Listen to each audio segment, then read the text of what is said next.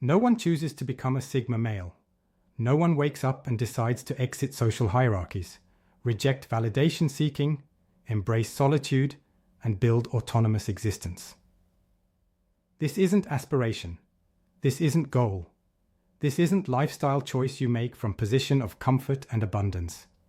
This is transformation forced by darkness, by betrayal so deep it breaks your trust in people, by loss so devastating it shatters your assumptions about connection, by failure so complete it destroys your identity, by pain so intense it burns away everything inauthentic until only essential self remains. The transformation into Sigma male isn't enlightenment, it's survival.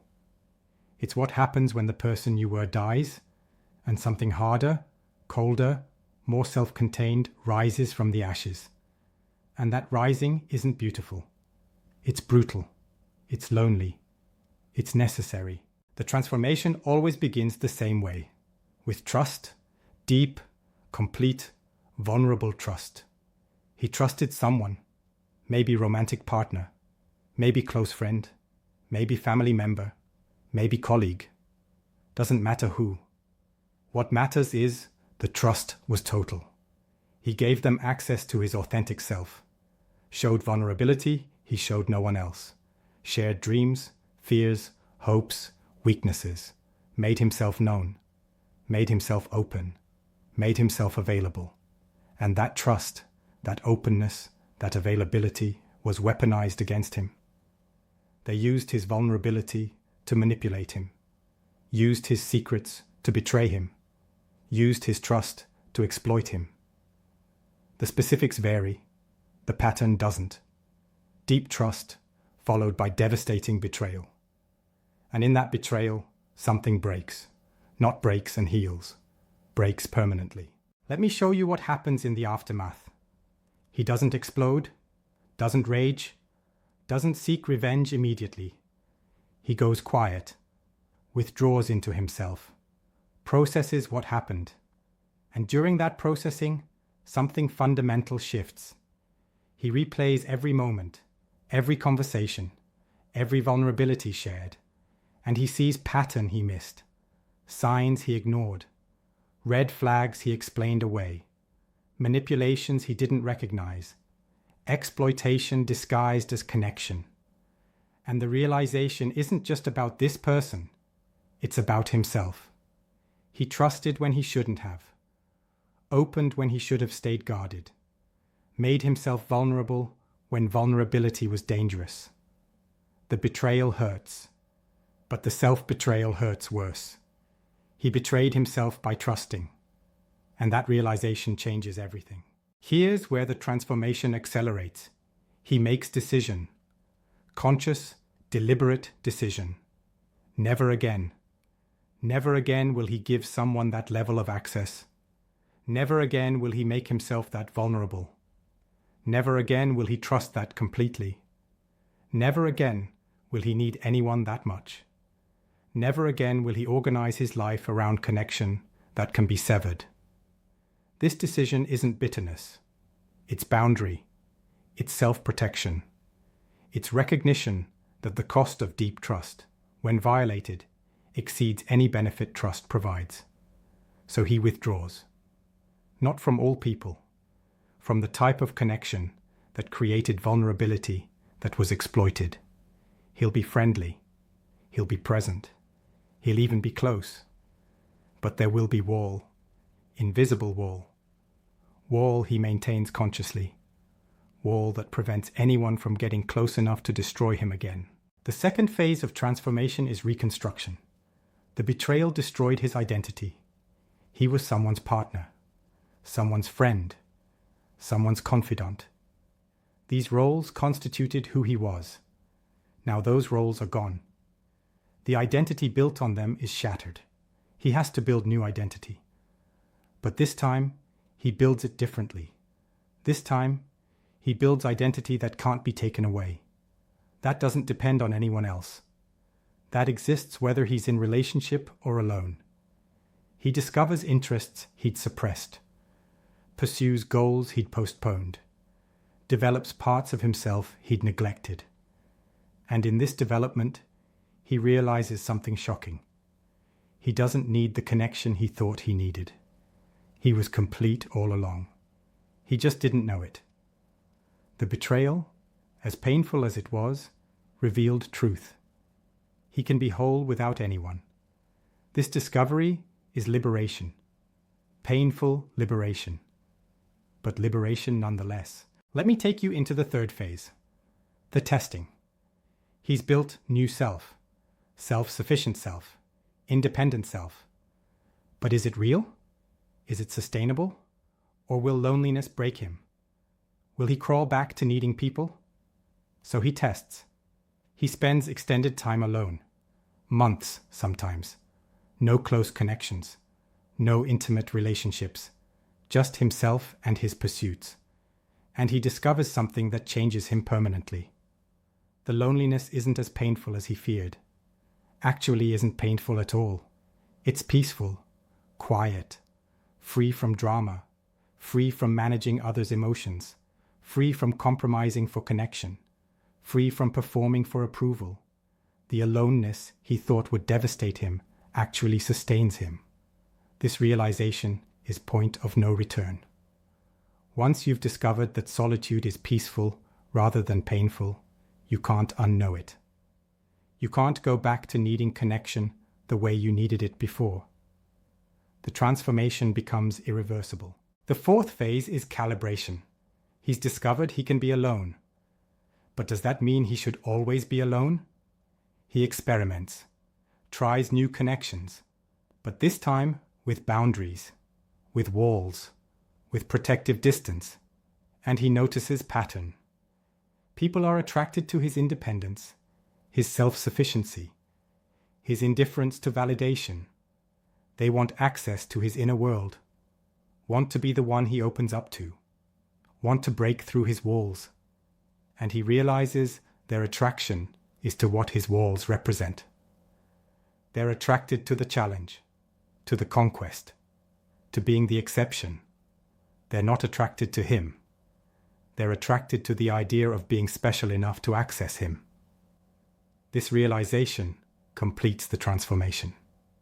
He understands now that most connection isn't about genuine compatibility. It's about ego, about validation, about conquest, and he wants no part of it. Here's the fifth phase, acceptance.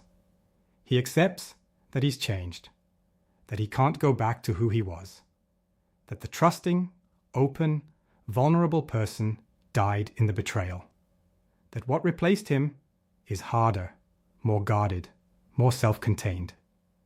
He accepts that this new version of himself will be lonely sometimes, will miss deep connection occasionally, will wonder what life would be like if the betrayal never happened.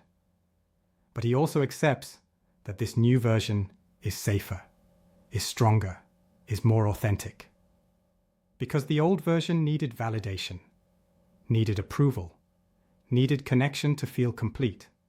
The new version needs nothing external, values some things external, enjoys some things external, but needs nothing external. And this needlessness is both painful and powerful. Painful because connection without need is rare and difficult to find. Powerful because needlessness means he can't be controlled, manipulated, or exploited through withholding connection. Let me show you what this transformation looks like from outside. People who knew him before notice he's changed. He's quieter, more distant, less available, less engaged. They think he's depressed, or bitter, or damaged. They're wrong. He's not depressed, he's peaceful, he's not bitter, he's boundaried, he's not damaged, he's protected. What they're interpreting as withdrawal from life is actually withdrawal from performance, from social games, from validation seeking, from connection that costs more than it provides. He's not participating less, he's participating more selectively. And selective participation looks like non-participation to people accustomed to his previous availability. The sixth phase is the power shift. Before transformation, his power was distributed. some held by people he cared about, some held by social circles he belonged to, some held by standards he adopted from society. After transformation, his power is consolidated, all held by him. No one has leverage. No one can threaten to leave and have it matter enough to control him. No one can withhold approval and have it change his behavior. No one can reject him and have it shake his self-worth. This power consolidation makes him dangerous to manipulative people. They have no tools to manipulate him. Can't use fear of abandonment because he's not afraid of being alone. Can't use promise of validation because he doesn't need validation. Can't use threat of rejection because rejection doesn't threaten him. He's become immune to social manipulation. And immunity to manipulation is power that frightens people accustomed to controlling others. Here's the seventh phase, the attraction reversal. Before transformation, he pursued connection, sought relationships, wanted belonging. After transformation, he's indifferent to connection, available but not seeking, open but not pursuing. And this indifference creates magnetic effect. People are drawn to him, especially people tired of desperate pursuit, especially people seeking someone self-sufficient, especially people wanting partner, not project. His indifference to them makes them interested in him. His lack of pursuit makes him worth pursuing. His self-sufficiency makes him attractive in ways his previous neediness never was. The irony is perfect. When he wanted connection, it was elusive. Now that he doesn't need it, it's abundant. But here's the twist. The abundance doesn't tempt him, because he's learned that most people who pursue him are pursuing conquest, not connection. They want to be the one who breaks through, who becomes exception, who makes him need again, and he has no interest in being anyone's conquest. The eighth phase is purpose discovery. Before transformation, his purpose was often tied to others. Make parents proud. Build life with partner. Succeed to impress. The purpose was externally referenced. After transformation, he needs purpose that's internally referenced. Purpose that exists whether anyone acknowledges it. Purpose that satisfies him whether anyone else values it. So he searches, tries different paths, tests different goals, and eventually finds something that matters to him independent of social recognition. Maybe it's building something. Maybe it's mastering something. Maybe it's creating something. Maybe it's helping something. Doesn't matter what it is. What matters is it's his, chosen by him, pursued for him, meaningful to him. And pursuing purpose that's entirely his completes the transformation. He now has identity that can't be taken, power that can't be manipulated, and purpose that can't be invalidated. He's become complete system. Self-sustaining system. System that doesn't require external input to function. Let me take you into the darkness that makes this transformation irreversible. He sometimes wonders if he's become too hard, too closed, too self-contained. Wonders if he's missing out on depth of connection that requires vulnerability he's no longer willing to give. Wonders if protecting himself has also imprisoned himself. These doubts surface, usually late at night, usually in moments of genuine loneliness, and he considers opening up again, considers trusting again, considers letting someone in past the walls. Then he remembers the betrayal, remembers the pain, remembers how complete his trust was and how completely it was violated. And the memory resolves the doubt. Better to be safe and somewhat alone than vulnerable and completely destroyed. Better to have walls and some loneliness than no walls and devastating betrayal. Better to be self-contained and occasionally isolated than open and perpetually at risk. The darkness that created transformation also maintains it. Memory of pain keeps walls intact. Here's the ninth phase, the separation. He notices he's different from most men. Most men are still seeking validation, still performing for status, still organizing lives around social approval, still desperate for connection, still measuring themselves by external standards.